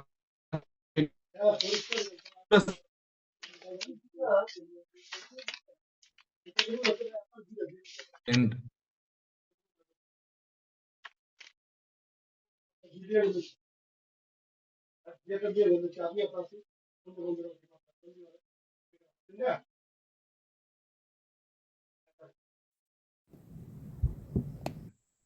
জি বন্ধু বলতে পারো। হ্যাঁ বলো তো দেখি তাহলে, এই যে সোয়াস বিসিপিসি তে আমরা এখন আছি সিআরপিসি সেকেন্ড শিডিউল। যদি এরকম জি প্রশ্ন আসে যে মানে সিআরপিসি সেকেন্ড শিডিউলের কত নাম্বার কলামে কগনিজেবল অফেন্সের কথা বলা আছে, আমরা কিন্তু এখান থেকে বের করে ফেলতে পারবো। কত নাম্বার কলামে একটা অপরাধ বেইলেবল নাকি নন বেইলেবল কথা বলা আছে, আমরা কিন্তু বের করে ফেলতে পারবো। কত নাম্বার কলামে কোন কোর্ট বিচার করবে সেটি বলা আছে, আমরা কিন্তু জি এখন চাইলে করতে পারবো। তাহলে সোয়াস পারবে। বিসিপিসি যদি আমরা মুখস্থ রাখি তাহলে আমাদের আর কোনো টেনশন নেই। এটা কিন্তু অনেক জি প্যারা দেয়। তাহলে জি সোয়াসের জি এসে কি এসে এতে আছে হচ্ছে কি সমন জারি, আর না না এসে এতে হচ্ছে হচ্ছে section। সেকশন। প্রথমটা হচ্ছে সেকশন। হ্যাঁ হ্যাঁ ধারা। জি তারা। তারপরে ওতে হচ্ছে তারপর ওতে অফেন্স অফেন্স, অফেন্স মানে মানে অপরাধটার কথা বলা এতে হয়। অ্যারেস্ট। হ্যাঁ এতে হচ্ছে কি অ্যারেস্ট। অ্যারেস্ট মানে কি অ্যারেস্ট অ্যারেস্ট কি পারবে না, করতে পারলে অপরাধটার নাম কি কগনিজেবল অফেন্স, না করতে পারলে কগনিজেবল। তার মানে কগনিজেবল অফেন্স কি অফেন্স না, এটি সিআরপিসির কোন সেকেন্ড শিডিউলের কোন কলমে বলা আছে। সেকেন্ড শিডিউলে হচ্ছে কি থার্ড কলাম বলা আছে। গুড। তারপরে সমন দিতে পারবে নাকি ওয়ারেন্ট দিতে পারবে, এটা সিআরপিসির সেকেন্ড শিডিউলের কোন কলমে বলা আছে। Fourth column. Very good. জামিন দিতে পারবে নাকি দিতে পারবে না, এটা সিআরপিসির সেকেন্ড শিডিউলের কোন কলমে বলা আছে। ফিফথ কলামে বি। ফিফথ কলামে। একটি অপরাধ কম্পাউন্ডেবল কি না, এটা সিআরপিসির সেকেন্ড শিডিউলের কোন কলমে বলা আছে। Six column. তারপরে পানিশমেন্টের কথা, মানে পানিশমেন্টের মানে সাজার পরিমাণ বা সাজা কি হ্যাঁ সেটা হ্যাঁ হ্যাঁ। হাতে বলা আছে। পিতে হচ্ছে সেভেন আছে। হাতে হচ্ছে কোড কোনটা হবে, কোন কোডের অধীনে হবে এটা। বিচার করবে সেটি বলা আছে কোথায়, এই জি একদম এইট কলাম। তাইলে আমরা এটাকে মুখস্থ রাখবো কিভাবে, সোয়াস তো আজ বিসি পিসি। পিসি শেষ। এবার এটাকে জাস্ট আমরা 1 2 3 বসাই দিলে পরীক্ষার মধ্যে হ্যাঁ। এটা এটা যদি আসে একটু কষ্ট করে এটা একটু লিখে তারপরে দাগাবেন, কারণ অনেক সময় ভুল হয়, আমি নিজেও ভুল করে আসছি, মানে মুখস্থ রাখার চেষ্টা করি কিন্তু ভুল হয়ে যায়, কারণ লম্বা তো, এই জন্য এই পদ্ধতিতে মনে রাখছি। যেমন দেখা গেল যে বেই লেভেল না নন বেই লেভেল, এটা সিআরপিসির সেকেন্ড শিডিউলের কথা বলা আছে, আমি দিয়ে চলে আসছি কলাম 4 এ, অথচ এটা হচ্ছে কলাম কি 5। এরকম ভুল হইতে পারে, তবে এখন আর হবে না, রাইট? এই জাস্ট এটা মনে রাখলেই হ্যাঁ। মিনিমাম 4টা কোশ্চেন কমন আসবে, 4টা, মানে সেকেন্ড শিডিউল নিয়ে আর কোনো টেনশন আমাদের নাই। আর কেউ পার্টিসিপেট করবেন? আর কেউ বলবেন? স্যার আমি বলি, হ্যাঁ বলেন। সেকেন্ড স্কেজুয়ালের প্রথম যেই বললাম সেটা হচ্ছে সেকশন, কোন সেকশনের আন্ডারে অফেন্সটা না, সেটা আপনি বলে। ইয়া দিয়ে বলেন, প্রত্যেকটা ওয়ার্ড দিয়ে বলেন, ওয়ার্ড না আচ্ছা, সরি এটা দিয়ে বলেন, হ্যাঁ এস দিয়ে। এস সেকশন, ও অফেন্স, এতে অ্যারেস্ট, মানে অ্যারেস্ট বলতে বোঝাচ্ছে এটা কগনিজেবল অথবা নন কগনিজেবল কোনটা হবে। নেক্সট এস হচ্ছে এটা সমন প্রসেস নাকি কোনটা warrant? হবে, সমন হবে নাকি ওয়ারেন্ট হবে। হ্যাঁ বি বি দিয়ে এটা বেইলেবল নাকি নন বেইলেবল অফেন্স। সি তে হচ্ছে কম্পাউন্ডেবল নাকি নন কম্পাউন্ডেবল। পি তে পানিশমেন্ট, সি তে কোর্ট। গুড। আর কে বলবেন? আর কে বলবেন?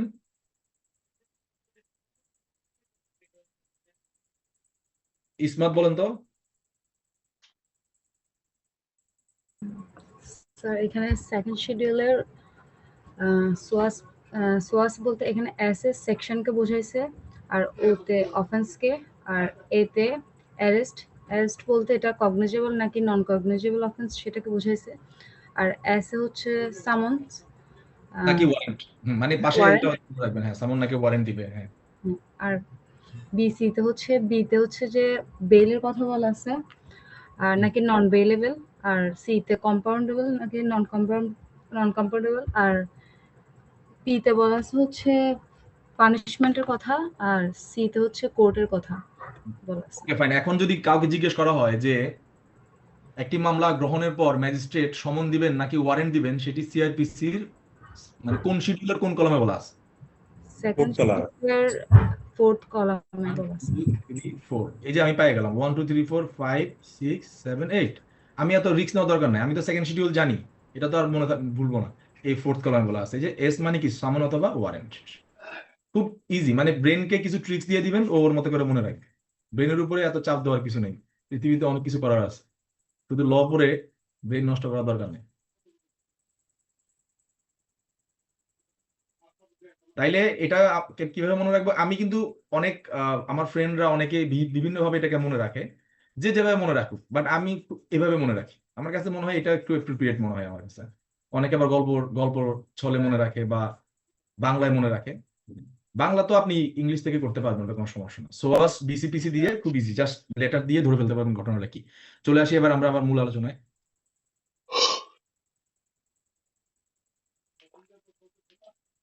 তাহলে পেনাল কোডে বর্ণিত সকল ধরনের অপরাধ বিচার করবে হচ্ছে কি হাইকোর্ট ডিভিশন এবং কোর্ট অফ সেশন, হ্যাঁ। অথবা অন্য কোন কোর্ট, যেগুলো হচ্ছে 8 কলামে বলা আছে। এই যে আমরা এতক্ষণ ধরে যেটা টানতেছিলাম, যেটা নিয়ে আলোচনা করতেছিলাম, 8 কলামে বলা আছে সেকেন্ড শিডিউল।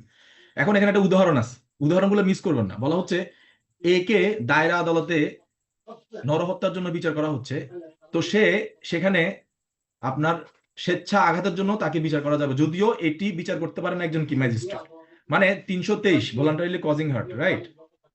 তো এটা না,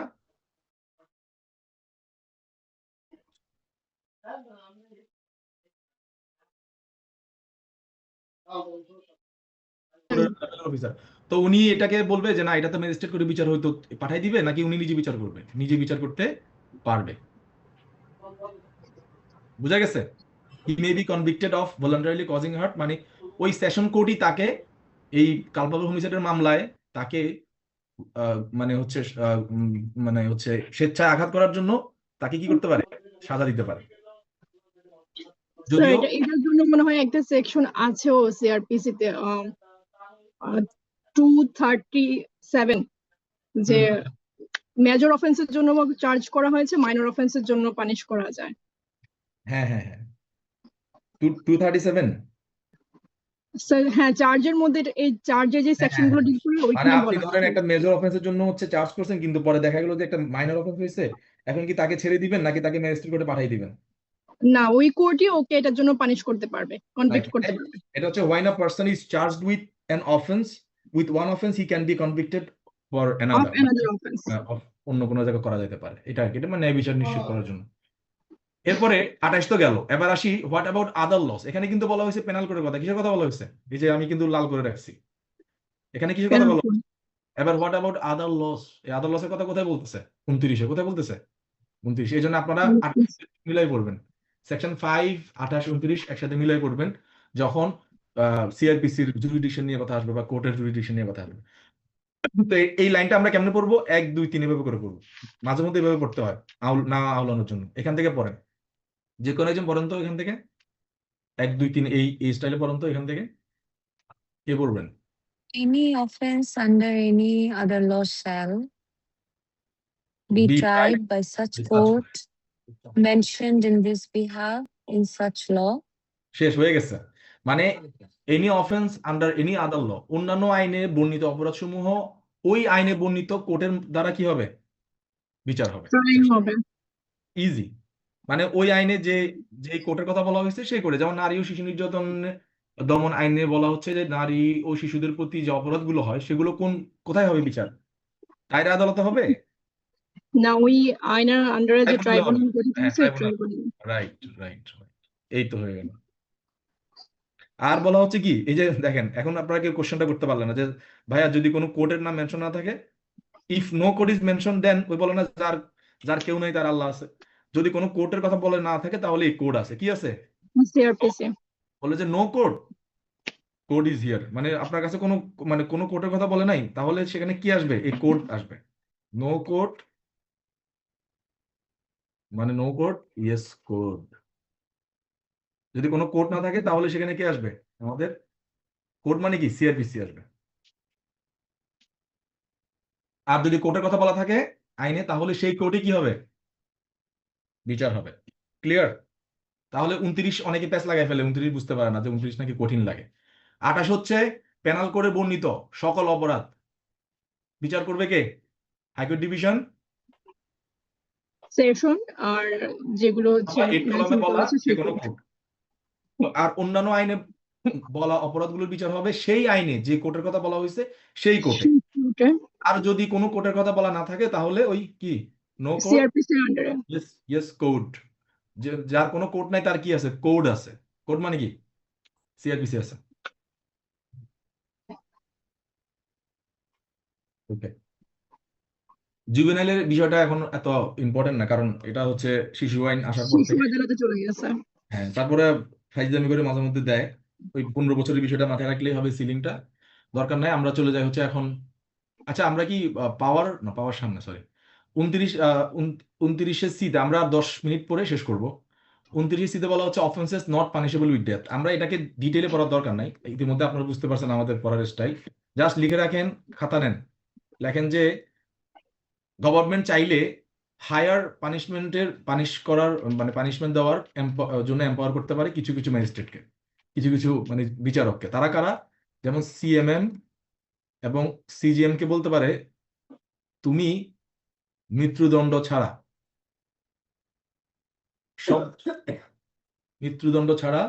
সব ধরনের কি অপরাধের বিচার করতে পারবা। ঠিক আছে? তাহলে সিএমএম সিজিএম এর জন্য কি বলেন তো? মৃত্যুদণ্ড ছাড়া সবকিছু। আর এই যে এখানে লিখছি আমি MM senior judicial magistrate, first class ম্যাজিস্ট্রেটের জন্য কি মৃত্যুদণ্ড, যাবজ্জীবন এবং সর্বনিম্ন 10 বছর ছাড়া বাকি সব ধরনের অফেন্স তারা বিচার করতে পারবে যদি তাদেরকে কি করে গভর্নমেন্ট কি করে। এই যে দেখেন, গভর্নমেন্ট যদি তাদেরকে কি করে আলাদাভাবে এম্পাওয়ার করে। তাহলে ম্যাজিস্ট্রেটকে গভর্নমেন্ট যদি এম্পাওয়ার করে, ম্যাজিস্ট্রেট তো এখানে আমরা দুই ধরনের ম্যাজিস্ট্রেট পাচ্ছি, একটা হচ্ছে বস লেভেলের ম্যাজিস্ট্রেট মানে সিএমএম এবং সিজিএম, আর বাকিটা হচ্ছে নিচে। তো এই দুই ধরনের ম্যাজিস্ট্রেটকে গভর্নমেন্ট চাইলে কি করতে পারে? সিএমএম সিজিএম এর ক্ষেত্রে মৃত্যুদণ্ড ছাড়া সব ধরনের অপরাধী বিচার করতে বলতে পারে, মানে এম্পাওয়ার করতে পারে, যে ইনভেস্ট লেখা আছে। হ্যাঁ। আর এমএম মানে সিনিয়র জুডিশিয়াল ম্যাজিস্ট্রেট বা মেট্রোপলিটন ম্যাজিস্ট্রেট বা ফার্স্ট ক্লাস ম্যাজিস্ট্রেট যারা আছে তাদেরকে মৃত্যুদণ্ড, যাবজ্জীবন এবং 10 বছর ছাড়া সব ধরনের অফেন্সের বিচার করার জন্য এম্পাওয়ার করতে পারে। ক্লিয়ার? হুম। এটা খুবই ইজি, এটা পরীক্ষাতে প্রায় আসে, এটা একটু মাথায় রাখবেন। তাহলে যদি পরীক্ষাতে আসে যে গভর্নমেন্ট চাইলে মৃত্যুদণ্ড ছাড়া সব ধরনের অপরাধের বিচার করার ক্ষমতা দিতে পারেন নিম্নের কোন বিচারককে, হ্যাঁ, তখন সেখানে থাকবে হচ্ছে ধরেন দায়রা আদালত, চিফ মেট্রোপলিটন ম্যাজিস্ট্রেট, সিভিল জাজ। উত্তর কি হবে?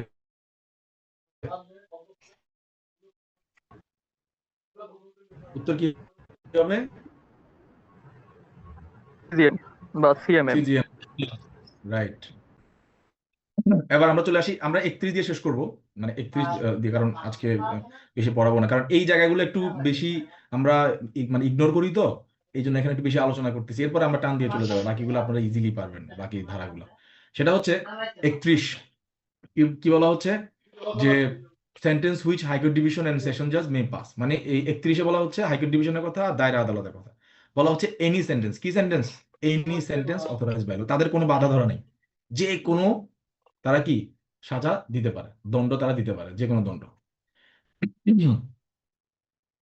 Any sentence. বলা হচ্ছে এই সেশন জাজ, ওই বলতে এডিশনাল সেশন জাজকে বুঝাবে। তো যদি তারা কি করে, মানে ডেথ, কাউকে যদি কি করে আপনার ডেথ সেন্টেন্স দেয়, সেটা অবশ্যই has to be confirm by the high court division. কত আন্ডারে? সেকশন 374। তার মানে একজন দায়রা আদালতের আলটিমেট মৃত্যুদণ্ডের যে সাজা, সেটা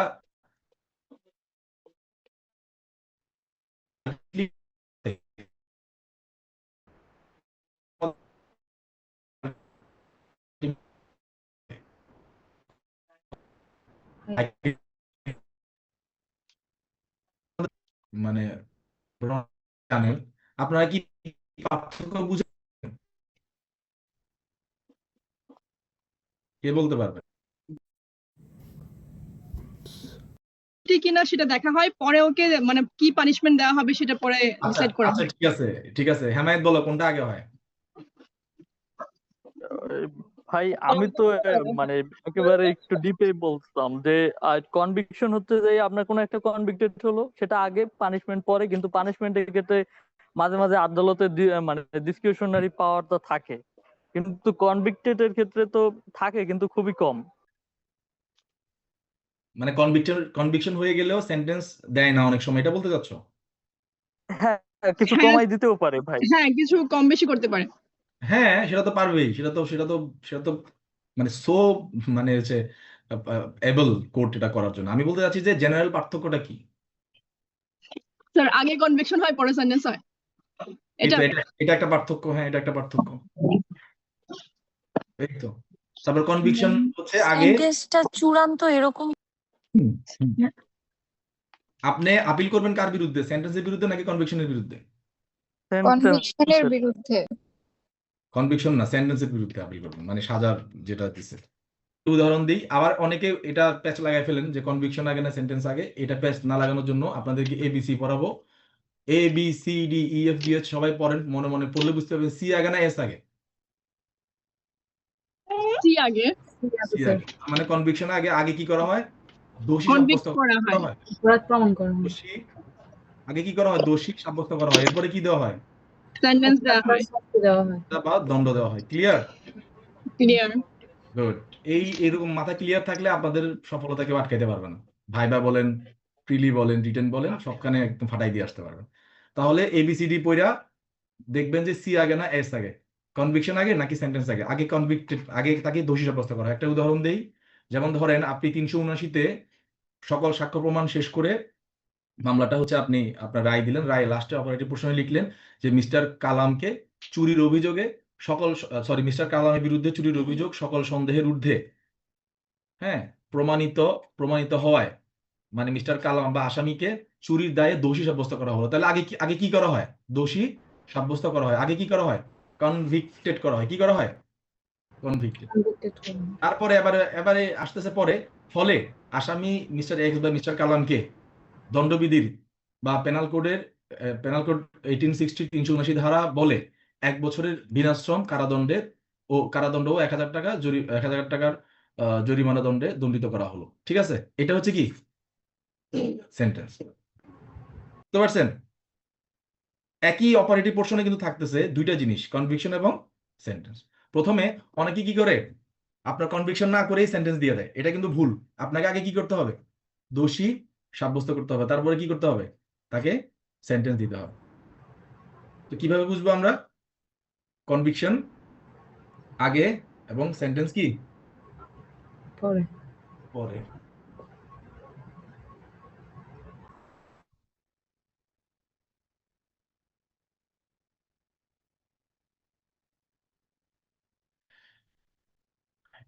এরপরে এটা দিয়ে আমাদের শেষ sentence which magistrate May pass, এটা দিয়ে 32 দিয়ে শেষ করব, খুবই ইজি। আমি আপনারা নিশ্চয়ই একটা সিআরপিসির উপর একটা হ্যান্ড আউট পাইছেন আমার, ওখানে আপনারা দেখবেন যে এটা 2025 সালে কি করা হয়েছে, অ্যামেন্ডমেন্ট করা হয়েছে, খুবই ইজি। ধরেন আমরা দেখি first class magistrate, second class, third class, আমরা এভাবে যাব।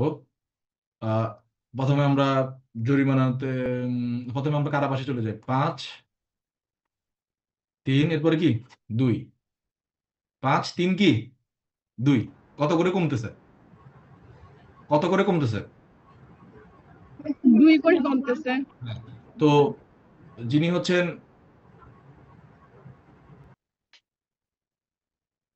এই যে 5 বছর 5 লাখ, 3 বছর 3 লাখ, 2 বছর কত 2 লাখ, শেষ। আর আর কিছু মনে রাখার দরকার নেই। তার মানে একজন ফার্স্ট ক্লাস ম্যাজিস্ট্রেট কত বছর সাজা দিতে পারেন? 5 বছর। 5 বছর, আর কত লাখ টাকা জরিমানা করতে পারেন? 5 5 লাখ। টাকা, সেকেন্ড ক্লাস ম্যাজিস্ট্রেট 3 বছর। 3 কত লাখ বছর টাকা 3 লাখ টাকা, থার্ড ক্লাস ম্যাজিস্ট্রেট 2 বছর 2 বছর 2 লাখ। এবং 2 লাখ টাকা, শেষ। এখানে আর ওখানে কিন্তু আমি একটা হ্যান্ড আউট দিয়েছিলাম, ফাইন এবং কম্পেনসেশনের মধ্যে পার্থক্য আছে, এটা একটু দেখে নেবেন। ঠিক আছে, ফাইন সাবস্টেন্টিভ অফেন্সের সাথে জড়িত। ফাইন কার সাথে জড়িত, মানে মূল সাজার সাথে জড়িত। যেমন ধরেন 1 বছর কারাবাস এবং 1,000 টাকা জরিমানা। এই যে এটা কিন্তু পুরোটাই কিন্তু সাজা, পুরোটাই কি সাজা, এটাকে আমরা বলতেছি কি সাবস্টেন্টিভ পানিশমেন্ট, সেন্টেন্স বা পানিশমেন্ট, মানে এটা মূল সাজা। এখন অনাদায়ে আরো 1 মাসের সাজা, এটা কি সাবস্টেন্টিভ সেন্টেন্স? না এটা সাবস্টেন্টিভ না, এটা হচ্ছে কি এডিশনাল, এটা হচ্ছে কি এডিশন। এডিশন। এই দুইটা মাথায় রাখবেন, আমরা নেক্সট ক্লাসে এগুলো নিয়ে আলোচনা করব।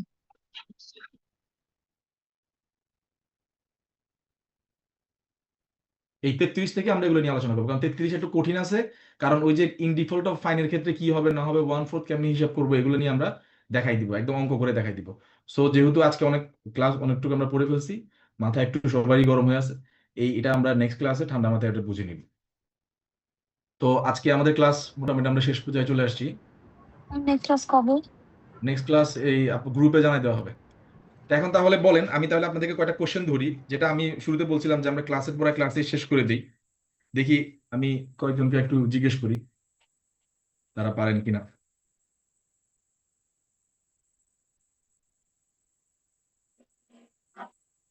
বলেন তো, ফৌজদারি কার্যবিধির কত ধারায় এক্সিকিউটিভ ম্যাজিস্ট্রেট নিয়োগের কথা বলা আছে? 10, 10 কত ধারায় জুডিশিয়াল ম্যাজিস্ট্রেট নিয়োগের কথা বলা আছে? 11, তারপরে হচ্ছে 11। 11।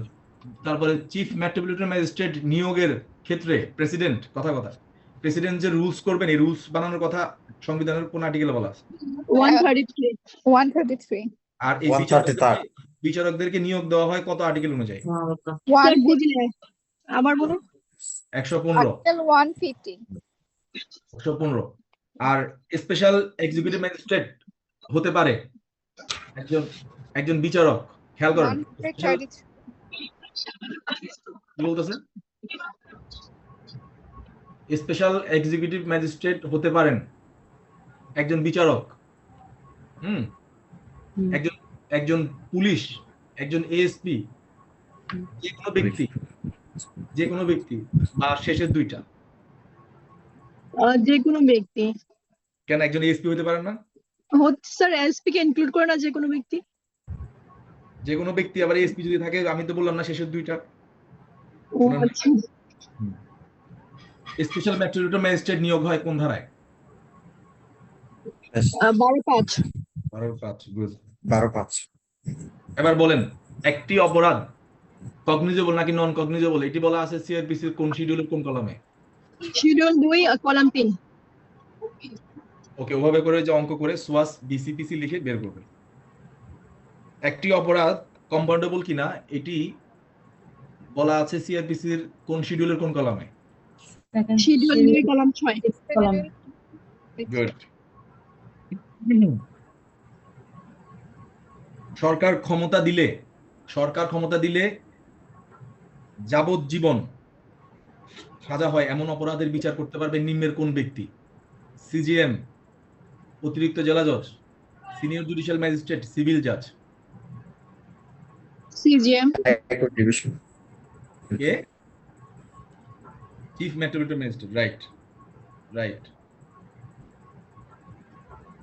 এই তো আপনারা তো সবই পারছেন, মাশাআল্লাহ, হয়ে গেছে, শেষ। বাসায় গিয়ে জাস্ট আবার ওই যে সিআরপিসি থেকে এগুলো একটু নিলে হবে। আচ্ছা, কনভিকশন এবং সেন্টেন্সের মধ্যে পার্থক্য বলে দিলাম। আগে কি করতে হয়? দোষী সাব্যস্ত করতে হয়, তারপরে কি দিতে হয়? দণ্ড দিতে হয়। মানে আগে যেন ঘোরার আগে যেন গাড়ি না চলে যায়, মানে আগে তারে আপনি কি করছেন, সাজা ঘোষণা করে দিয়েছেন, দোষী সাব্যস্ত করেন নাই, তাহলে কিন্তু আপনার সেই রায়টা ভুল হবে। এটা কিন্তু অ্যাপিলেট ডিভিশনে টিকবে না। প্রথমে তাকে সকল সন্দেহের ঊর্ধ্বে তার বিরুদ্ধে অভিযোগ প্রমাণিত হওয়ার মাধ্যমে সকল সাক্ষ্য মানে গ্রহণ শেষে তাকে দোষী সাব্যস্ত করতে হবে। He has to be declare convicted. Then এবার আপনি বলেন যে ওকে, যেহেতু অ্যাজ ইউ আর কনভিক্টেড, আসো তোমার এখন সাজা দিচ্ছি। সেটা এবারে ম্যাজিস্ট্রেট বা বিচারকের অ্যাক্টের অনুযায়ী তিনি মানে কমাইতে পারেন, মাফ করতে পারেন, রেমিটের ব্যাপার স্যাপার অনেক কিছু আসতে পারে, মাপও হয়ে যেত। তো ঠিক আছে, তাহলে আমরা ইনশাল্লাহ নেক্সট ক্লাসে পরের ধারা থেকে শুরু করব। আমরা শুরুর যে ধারাগুলো এগুলো একটু আমরা ডিটেইলে বা স্লোলি আমরা পড়বো, যাতে করে এগুলো পরবর্তীতে আমাদের আইডিয়া থেকে না বের হয়ে যায়। আর পরবর্তী যে মানে এফআইআর থেকে শুরু করে এগুলো আমরা খুব মানে রকেট গতিতে যাব, যেহেতু এগুলো আপনারা জানেন। জাস্ট পরীক্ষার যে প্রশ্নগুলো আসে সেগুলোকে টাচ করে করে আমরা আগাবো, তাহলে আমরা দ্রুত শেষ করতে পারবো ইনশাল্লাহ। ওকে, তাহলে পরের ক্লাসে দেখা হবে। আপনারা হচ্ছে আমাদের হোয়াটসঅ্যাপ গ্রুপে কানেক্টেড থাকলে ওখানে লিংক পেয়ে যাবেন। আসসালামু আলাইকুম। ওয়ালাইকুম আসসালাম। ঠিক আছে, আল্লাহ হাফেজ সবাই। আসসালাম। আসসালামু আলাইকুম।